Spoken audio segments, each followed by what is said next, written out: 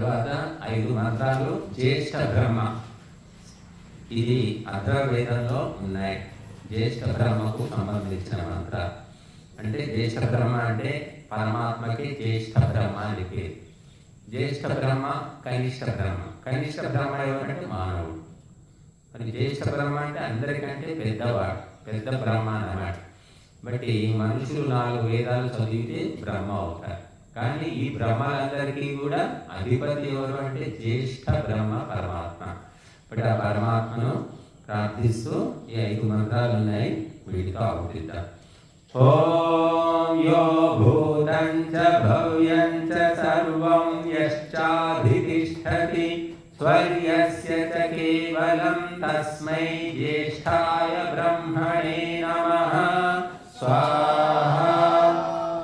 వేదశ్రీ నువ్వు ఆవుతి ఇట్లా ఇస్తున్నావు, ఇట్లా సంబంధించి.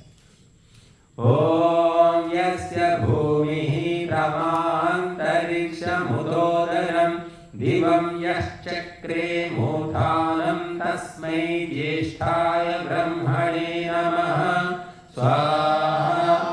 ఓం యస్య సూర్యశ్చక్షుః చంద్రమాశ్చ పునర్నవః అగ్నిం యశ్చక్ర ఆస్యం తస్మై జ్యేష్ఠాయ బ్రహ్మణే నమః.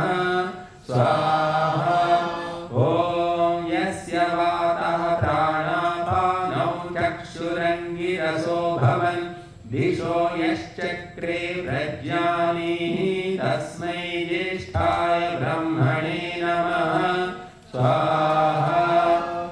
ఓం యః శ్రమా తపసో జాతో లోకాన్ సర్వాన్ సమానశే సోమం యశ్చక్రే కేవలం తస్మై జ్యేష్ఠాయ బ్రహ్మణే నమః. స్వాహా. ఇదమధ్యాత్మాయ ఇదన్న మమ.